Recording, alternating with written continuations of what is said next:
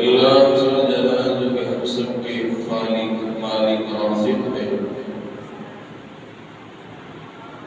وہی ذات قادر مطلق ہے، اور اسی نے اس پوری کائنات کو پیدا کیا، اور اس پوری کائنات کے اندر اللہ رب العزت کے سوا کسی دوسری ہستی کا ایک ذرہ بھی نہیں، لیکن بدقسمتی سے ہم نے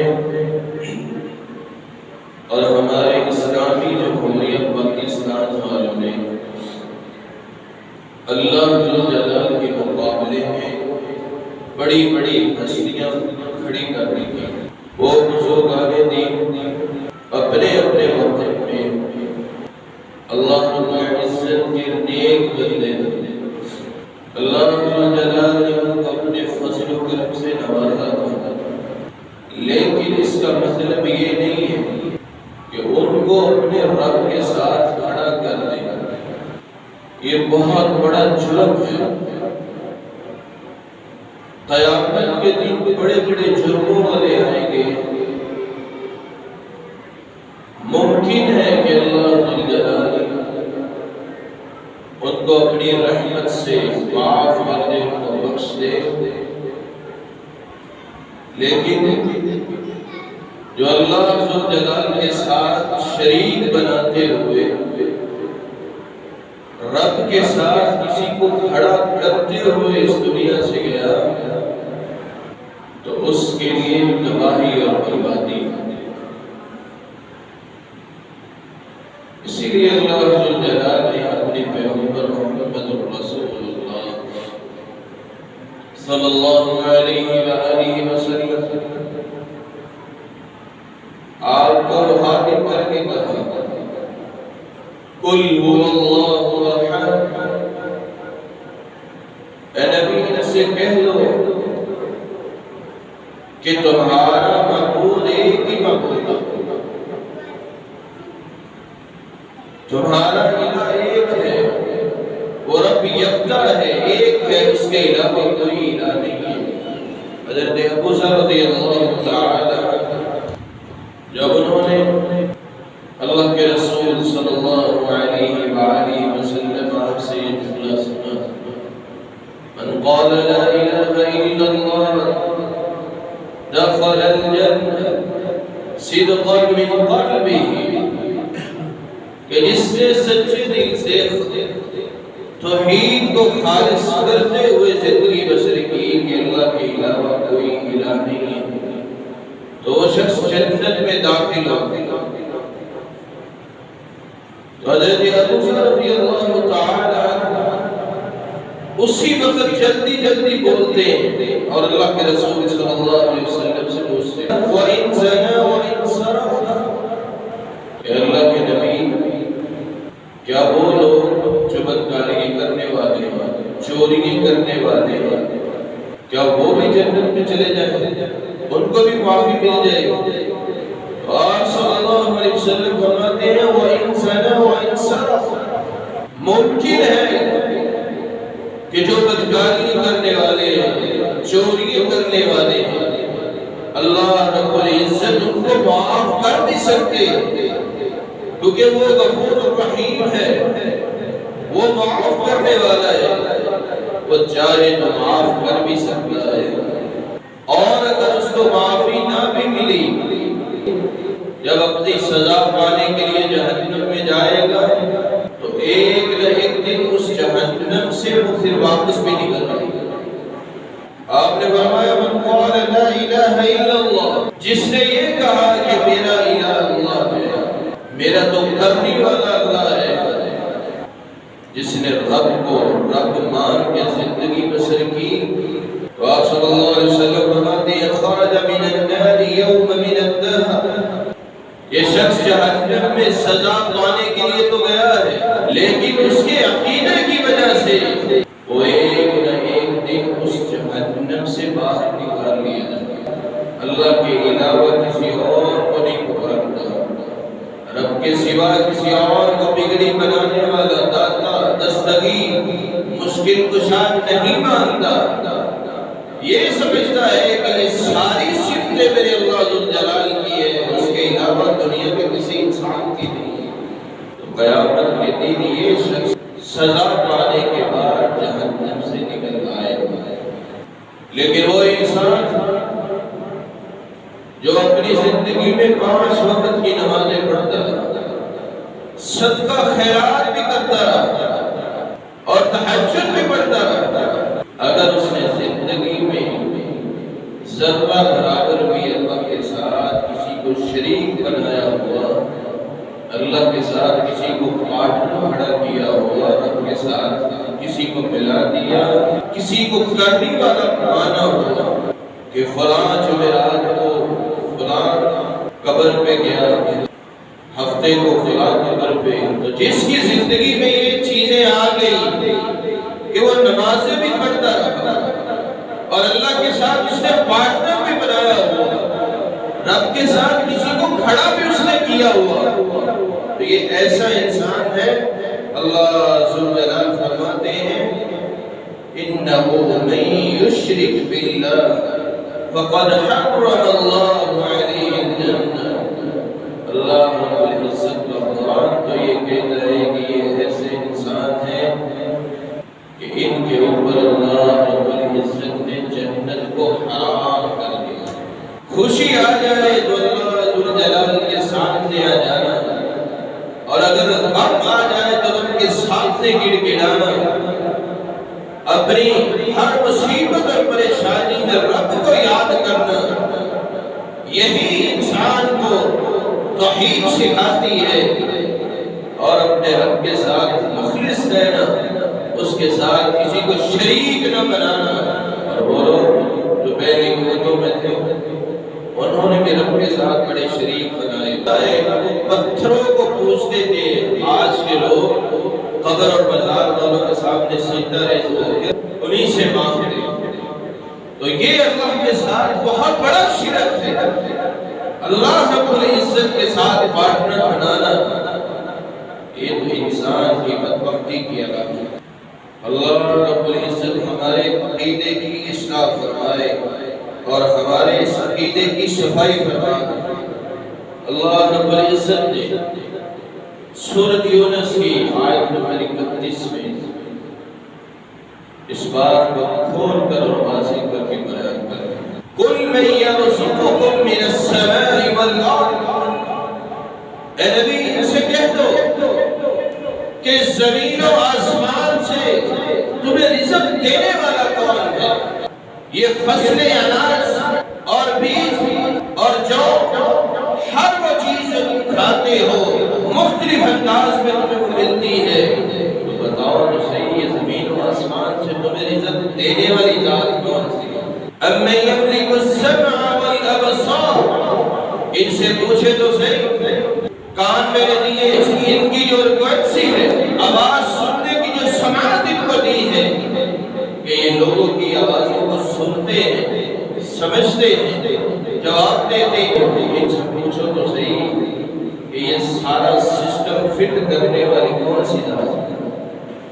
اَمَّن يَمْلِكُ السَّمْعَ وَالْأَبْصَارَ، اے میرے محبوب ان سے پوچھو کہ ان کو آنکھیں کس نے دی ہیں؟ وہ آنکھیں کہ آج انسان زمین پہ کھڑا ہو تو آسمان کی طرف نظر جاتی ہے تو کروڑوں میل کا فاصلہ یہ نظر طے کرتی ہوئی آسمان کو چھوتی ہے، اور آسمان کے اوپر ستاروں کو دیکھتی ہے، ان ہواؤں پر اڑنے والی مخلوق کو دیکھتی ہے، چاند سورج ستاروں کو یہ نظر دیکھتی ہے۔ اے میرے محبوب ان سے پوچھو تو صحیح، ان آنکھوں کے پیچھے میں نے 1 کروڑ 30 لاکھ کیمروں کو فٹ کیا ہوا ہے، ان سے پوچھو تو صحیح یہ آنکھیں دینے والی ذات کون سی؟ وَمَن يُخْرِجُ الْحَيَّ مِنَ الْمَيِّتِ وَيُخْرِجُ الْمَيِّتَ مِنَ الْحَيِّ، وہی ہے جو زندہ کو مردہ سے اور مردہ سے زندہ کرنے والا ہے۔ زندگی دینے والی ذات تو اللہ ذوالجلال کی ذات ہے، اس کے علاوہ کوئی زندگی دے نہیں سکتا۔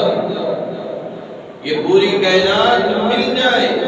اگر کسی چیز کے اندر یہ جان ڈالنے لگ جائے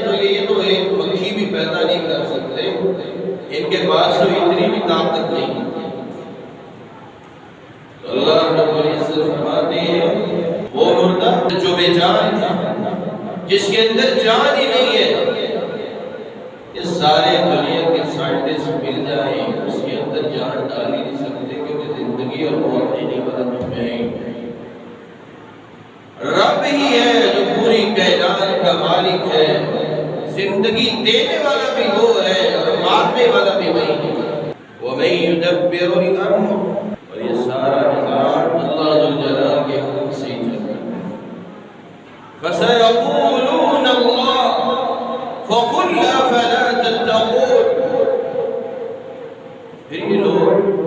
سمجھتے کیوں نہیں ہیں، یہ ڈرتے کیوں نہیں ہیں؟ رب نے اتنے نظام بنا دیے ہیں، انسان کے اندر جان ڈالی اور اس کے جسم کے اندر ہر وہ اعضاء جس کی اس کو ضرورت تھی رب نے وہ بنایا، پھر بھی اس کی ناشکری کرے، تو اس سے بڑی حقیقت کیا ہو سکتی ہے؟ رب کی نعمتیں اتنی ہیں کہ انسان شمار کرنا چاہے تو اس کی نعمتوں کو شمار کر ہی نہیں سکتا، لیکن پھر بھی یہ عقل کیوں نہیں رکھتے، یہ کیوں نہیں سمجھتے کہ ہمارے جسم کے اوپر خوبصورت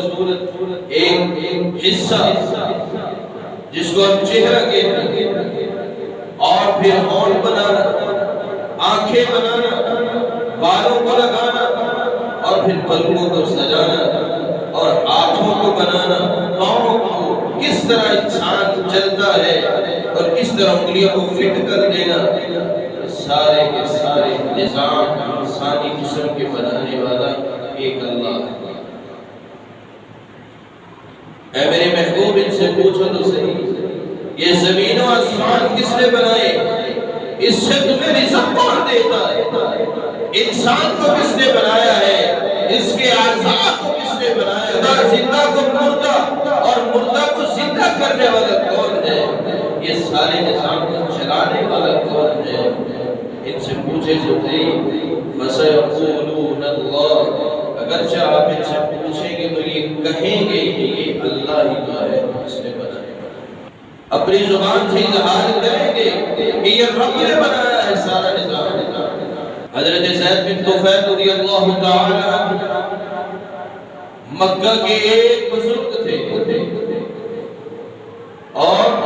دین ابراہیمی کی تلاش میں نکلے۔ اس وقت دین ابراہیم مٹ چکا تھا، اس کی تعلیمات ختم ہو چکی تھی، لیکن پھر بھی وہ ڈھونڈ رہے تھے کہ مجھے اصلی دین ابراہیمی مل جائے، اور مشرکوں کو کہا کرتے تھے کہ وہ مشرکوں، تم اللہ کے ساتھ شریک بناتے ہو، پارٹنر بناتے ہو، وہ بکرا جس کو اللہ ذوالجلال نے گھاس کھلائی، وہ گھاس اگی ہے تو اللہ کے حکم سے اگی ہے، اور پھر تم اس بکرے کو کھلاتے ہو۔ پانی آسمان سے اللہ ذوالجلال نے اتارا ہے، پانی بھی اللہ کا ہے، اور یہ بکرا جس کو اللہ نے پالا ہے، مشرکوں یہ سب کچھ تو اللہ نے اس کو دیا ہے، اللہ کے نام پہ ذبح کرنے کی بجائے تم ان بتوں کے سامنے پیش کر دیتے ہو، ان کے سامنے یہ دے دیتے ہو، تم مشرک ہو، تم اللہ ذوالجلال کے نافرمان ہو۔ تو اللہ کے ساتھ کسی کو پارٹنر بنا دینا، اس کے ساتھ کسی کو شریک بنا لینا، یہ بہت بڑا جرم ہے، اور اللہ رب العزت کے ہاں ایسے جرم کی کوئی معافی نہیں۔ اللہ رب العزت ہمیں سمجھ عطا کر دے کہ وہی ہمارا خالق ہے، وہی مالک ہے۔ جب خالق بھی وہی ہے، مالک بھی وہی ہے، رازق بھی وہی ہے، تو عبادت بھی پھر اس کی ہوگی، اس کے علاوہ کسی کی عبادت نہیں ہوگی۔ وہی زندگی دیتا ہے اور موت بھی دیتا ہے، اور وہ جب تک اس کا حکم ہوگا یہ زندگی چلے گی، جب اس کا وقت آ گیا تو پوری کائنات کھڑی ہو جائے اور پوری کائنات کے سائنٹسٹ اور ڈاکٹر مل کے اکٹھے ہو جائے،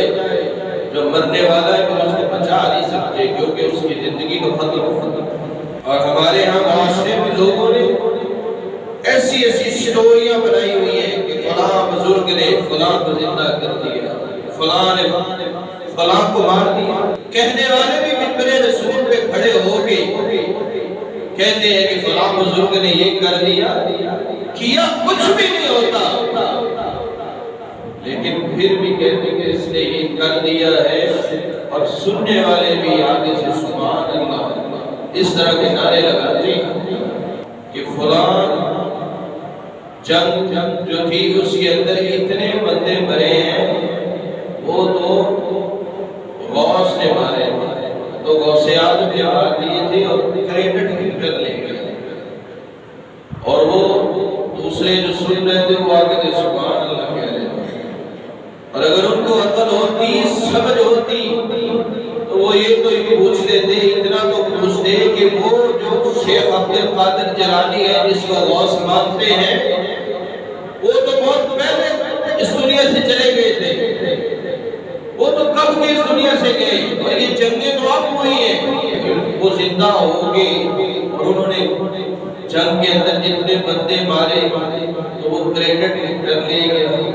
تو یہ سٹوریاں، یہ کہانیاں آپ کو آج کل عام ملیں گی، اور لوگ اس کے اوپر یقین بھی کر رہے ہیں،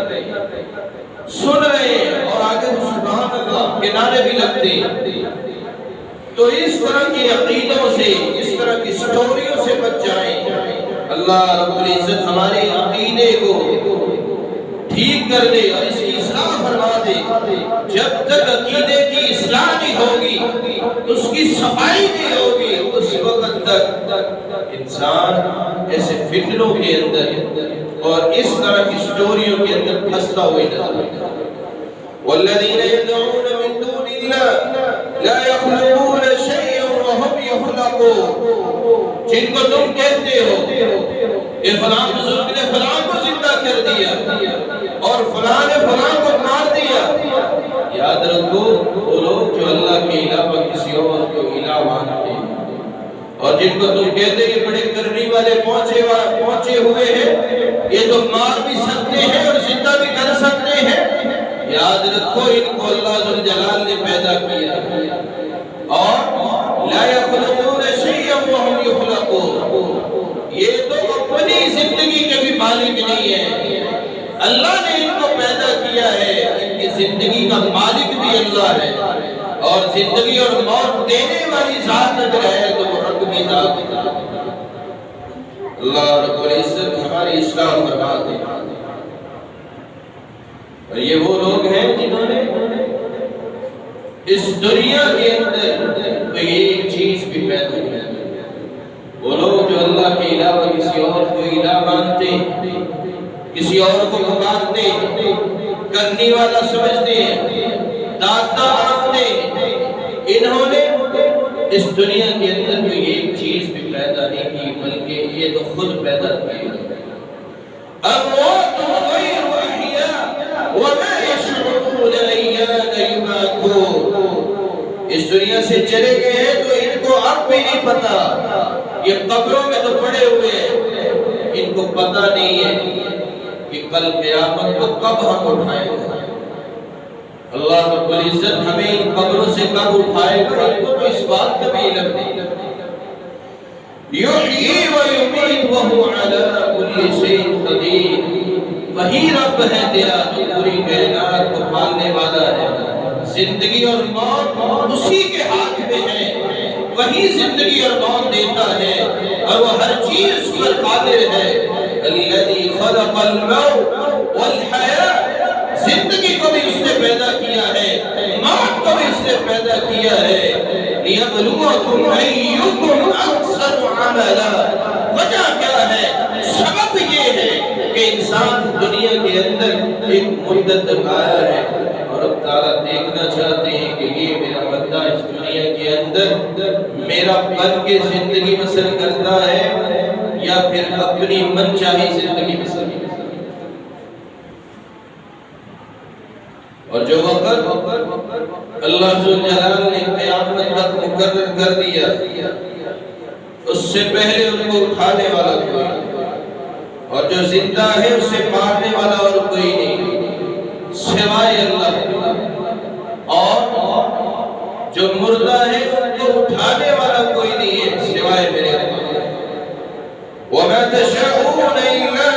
شاء اللہ رب العالمین،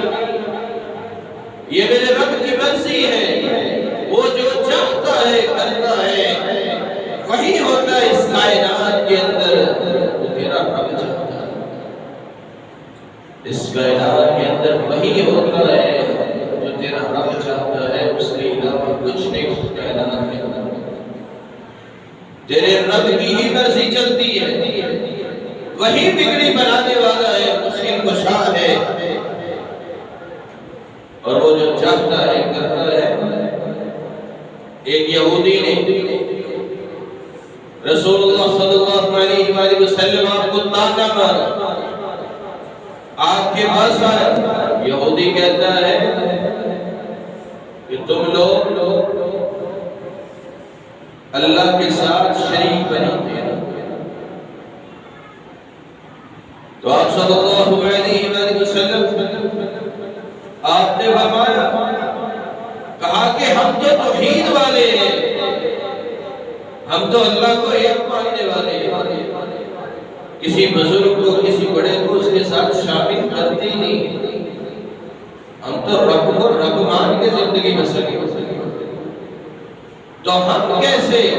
اللہ کے ساتھ شریک بناتے ہیں؟ وہ کہتا ہے تم شریک بناتے ہو، کس طرح ہم شریک بناتے ہیں؟ وہ شخص کہتا ہے کہ تمہارے صحابہ، تمہارے مسلمان جب یہ کہتے ہیں ما شاء اللہ وشئت، کہ جو اللہ نے چاہا اور اس کے رسول نے چاہا وہی ہو، جو اللہ نے چاہا اور اس کے رسول نے چاہا وہی ہو،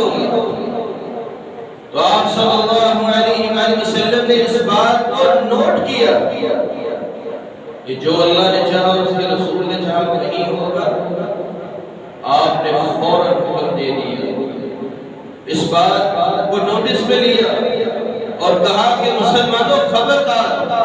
آج کے بعد یہ جملہ نہ کہنا کہ جو اللہ نے چاہا اس کے رسول صلی اللہ علیہ وسلم نے چاہا نہیں ہوگا، آپ صلی اللہ علیہ وسلم فرماتے ہیں بلکہ یہ کہو ما شاء اللہ وحدہ، اس کائنات میں وہی ہوگا جو اللہ رب العزت چاہے گا، اور ہم سب کے عقیدوں کی اصلاح اسی توحید سے ممکن ہے، اور اگر توحید خالص نہیں کی، اللہ ذوالجلال کے ساتھ ہم نے پارٹنر اور شریک بنائے رکھے، تو یاد رکھیں پھر اس دنیا سے جب گئے تو پھر آنکھیں کھل جائیں گی اور سب کچھ پتہ چل جائے گا کہ دنیا کے اندر جو داخلی اور تصویر ہم نے بنائے تھے، اس حدیث کے اندر جو اللہ کے رسول صلی اللہ علیہ وسلم اس بات سے بھی منع کر رہے ہیں کہ لوگوں مجھے بھی اللہ کے ساتھ کھڑے نہ کر دینا، اور یہ نہ کہنا کہ جو اللہ نے چاہا اس کے رسول نے چاہا وہی ہوگا۔ آپ صلی اللہ علیہ وسلم نے اس بات سے تنبیہ کر دی کہ مسلمانوں یہ کہا کرو کہ اللہ جو چاہے گا وہی ہوگا، ہم سب تو اللہ کی مخلوق ہیں، یا ایھا الناس انتم الفقراء الی اللہ، یہ پوری کائنات اللہ کی فقیر ہے، اللہ کی محتاج ہے، رب نواز، دینے والا، داتا و دستگیر، رنج بخش، دستگیر اور یہ بگڑی بنانے والا، یہ ساری کی ساری صفتیں اللہ ذوالجلال کی ہے، اس کے علاوہ کسی اور کے لائق نہیں۔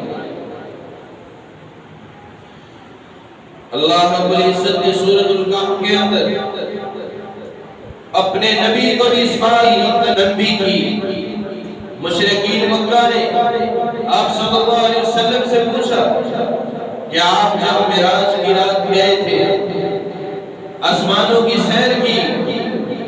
بیت المقدس کی بھی آپ نے سیر کی، تو بتائیں کہ بیت المقدس کے دروازے کتنے ہیں، اس کی کھڑکیاں کتنی؟ تو آپ صلی اللہ علیہ وآلہ وسلم آپ سے ان یہودیوں نے پوچھا کہ پوری لوکیشن ہمیں بتائیں، پوری ڈیٹیل ہمیں بتائیں کہ بیت المقدس کس طرح کی تھی، تو آپ صلی اللہ علیہ وسلم فرماتے ہیں میں تمہیں کل بتاؤں گا۔ تو یہاں پہ بھی آپ صلی اللہ علیہ وآلہ وسلم وسلم یہ بات بتانا بھول گئے کہ انشاءاللہ کہ اگر میرے اللہ نے چاہا تو میں تمہیں کل بتاؤں گا. تو کئی دن تک وحی نہیں آئی اور آپ صلی اللہ علیہ وسلم پریشان رہے کہ وحی کیوں نہیں آئی ابھی تک. تو پھر اللہ ذوالجلال نے اپنے قرآن میں کہا وَلَا تَقُولَنَّ لِشَيْءٍ إِنِّي فَاعِلٌ ذَلِكَ غَدًا إِلَّا أَن يَشَاءَ اللَّهُ. میرے محبوب اگر آپ نے بھی کوئی بات کرنی ہو تو یہ کہا کرو انشاءاللہ اگر میرے اللہ نے چاہا تو یہ کام ہوگا اور اگر اس نے نہ چاہا تو نہیں ہوگا. اس کی مرضی ہے. تو اسی وجہ سے آسمان سے وحی رک گئی, وحی آنا بند ہو گئی, فرشتہ وحی لے کے نہیں آیا. تو اللہ ذوالجلال نے یہ بتا دی کہ مرضی اللہ کی چاہتی ہے. رب جو چاہتا ہے وہ کرتا ہے, جو نہیں چاہتا وہ نہیں ہونے. اور تیسری خوبی اللہ ذوالجلال کہ وہ رب جو پوری کائنات کا مالک ہے, وہی بیٹے بھی دیتا ہے, بیٹیاں بھی نہیں دیتا ہے. یَهَبُ لِمَن یَشَاءُ إِنَاثًا, وہ جس کو چاہتا ہے بیٹیاں عطا کر دیتا ہے. وَيَهَبُ لِمَن یَشَاءُ الذُّکُورَ, اور جس کو چاہتا ہے بیٹے عطا دیتا ہے. اور جس کو چاہتا ہے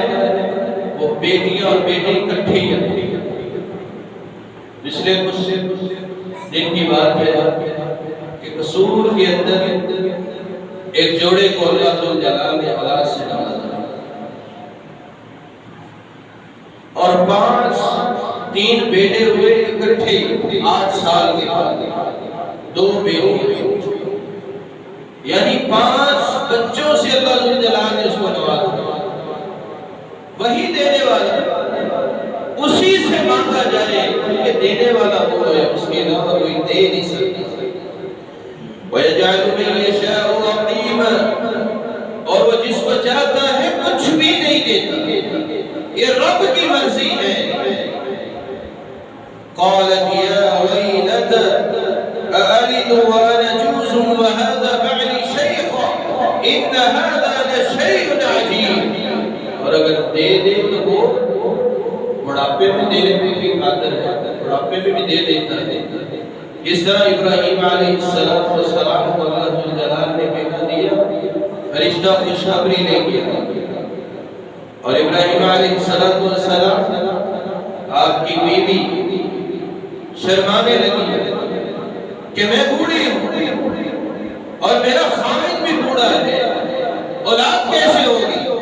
تو فرشتہ آگے سے کہتا ہے قالوا اتعجبین من امر اللہ رحمت اللہ وبرکاتہ علیکم اہل البیت. تم تعجب میں پڑھتے ہو, اس میں تعجب کی کوئی بات نہیں ہے. تیرے رب کے ہاں یہ تعجب نہیں ہے, وہ جس کام کا حکم دیتا ہے وہ ہو جاتا ہے, اسے کوئی روکنے والا نہیں. تو یہ ساری چیزیں اور لوگوں کو اولاد دینے والا, اور جس کو چاہے بے تحاشا دے دیتا اور جس کو نہ چاہے کچھ بھی نہیں دیتا, اور مشکلات میں نجات دینے والا وہ بھی اللہ ذوالجلال کی ذات ہے. وہی ہے جو مشکلات میں آپ کا ہاتھ پکڑ کر آپ کو مشکلات سے نکال سکتا ہے. أَمَّن يُجِيبُ الْمُضْطَرَّ إِذَا دَعَاهُ وَيَكْشِفُ السُّوءَ وَيَجْعَلُكُمْ خُلَفَاءَ الْأَرْضِ إِلَٰهٌ مَّعَ اللَّهِ قَلِيلًا مَّا تَذَكَّرُونَ.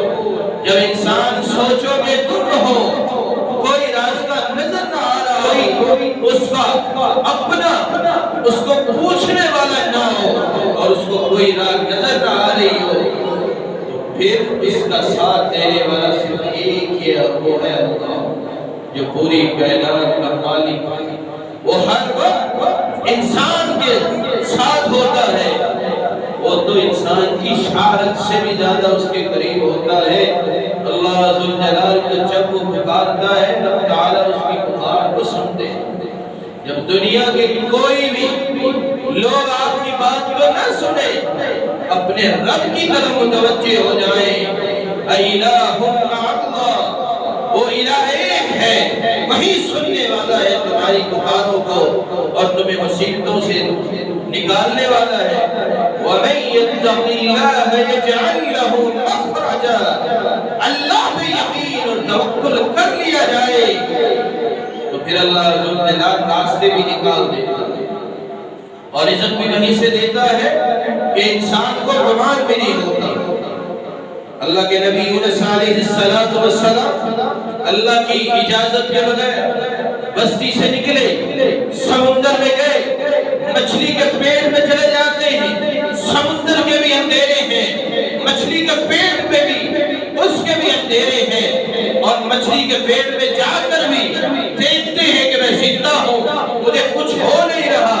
لیکن اس کے باوجود پھر بھی اللہ ذوالجلال کی توحید کو بلند کرتے ہیں۔ اس مصیبت اور پریشانی میں اللہ کو یاد کرتے ہیں،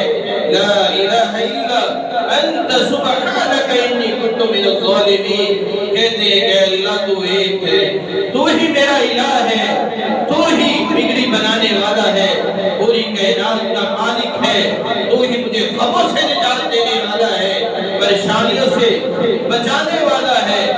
اے اللہ میں نے ہی اپنی جان پہ ظلم کیا ہے،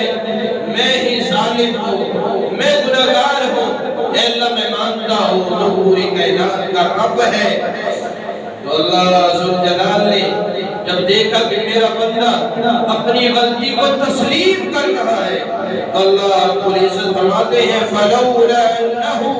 كَانَ مِنَ الْمُسَبِّحِينَ، اگر میرا بندہ میرا نبی یونس علیہ السلام میری بندگی میرا ذکر مچھلی کے پیٹ میں نہ کرتا تو میں قیامت کی دیواروں تک اپنے اس نبی کو مچھلی کے پیٹ میں رکھتا۔ لَلَبِثَ فِي بَطْنِهِ إِلَىٰ يَوْمِ يُبْعَثُونَ، قیامت تک اس کو مچھلی کے پیٹ میں ہی رکھتا۔ اور وہ دیکھیں کہ وہ کتنی بڑی ذات ہے، اس مصیبت سے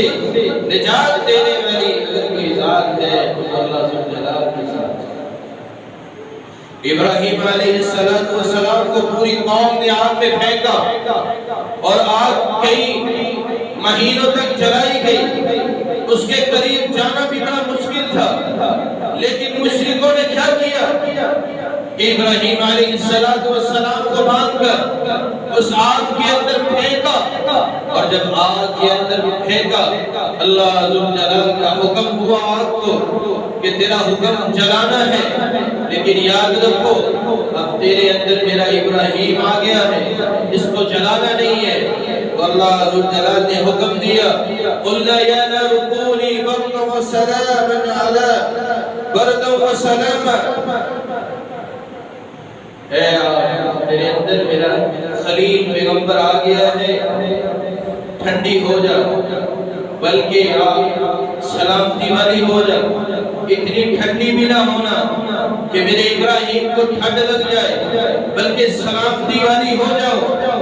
وہ آگ سلامتی والی بن جاتی ہے،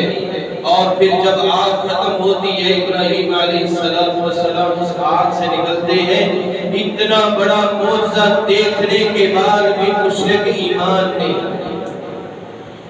کہ کوئی ہستی کوئی ذات تو ہے جو اس کو اتنی بڑی آگ سے بچا لیا ہے۔ تو اللہ رب العزت ہمیں سمجھ عطا فرمائے۔ يثبت الله الذين آمنوا بالقول الثابت في الحياة الدنيا وفي الآخرة، جو اللہ ذوالجلال کے ساتھ تعلق بناتا ہے، رب کے ساتھ اس نے تعلق جوڑا ہے، بنا دیا ہے، قیامت کے دن اللہ ذوالجلال اس کے وہ قدم جما دے گا، اس کو ثابت قدمی دے دے گا، دنیا میں بھی اس کو ثابت قدمی دے دے گا اور آخرت میں بھی اس کو ثابت قدمی دے دے گا۔ اور جب اس دنیا سے انسان چلا جاتا ہے اس کی سب سے پہلی منزل قبر ہوتی ہے، قبر کے اندر دو فرشتے آتے ہیں، انسان سے سوال کرتے ہیں۔ لیکن آج جو غوث آدم کو ماننے والے ہیں، غوث آدم کو بگڑی بنانے والا اور سب کچھ جنہوں نے مانا ہوا ہے، وہ کہتے ہیں کہ جب تم اس دنیا سے چلے جاؤ قبر کے اندر پہنچو، فرشتے تم سے پوچھیں تو ان کو یہی کہنا کہ میں تو غوث اعظم کا دھوبی ہوں، بتاؤ میں دین کا تیرا دین کیا ہے؟ وہ آگے سے کہنا کہ میں تو غوث اعظم کا دھوبی ہوں۔ مر رب کا تیرا رب کون ہے؟ تو آگے سے کہنا کہ میں غوث اعظم کا دھوبی ہوں۔ تو اس طرح کی عقیدے بنا کے لوگوں کے اندر ڈالنا کہ لوگوں تم اس طرح کہنا، یہ بہت بڑا شرک ہے۔ اللہ رب العزت جو پوری کائنات کا مالک ہے، آج لوگ ممبروں پہ کھڑے ہو کے جھوٹ بولتے ہیں، اللہ ذوالجلال کے ساتھ شریک بناتے ہیں اور کہتے ہیں اس کو فلاں کو بگڑی بنانے والا مان لو، تمہارا کام نہیں ہوتا تو اس کے پاس چلے جاؤ، فلاں کے پاس چلے جاؤ، تمہارے سارے کام ہو جائیں گے، تمہارا سب کچھ ٹھیک ہو جائے گا۔ تو یہ سارے کے سارے کام انسان کو شرک کی طرف لے کے جاتے ہیں۔ اللہ رب العزت ہمیں محفوظ فرمائے اور توحید کو خالص کرنے کی توفیق عطا فرمائے۔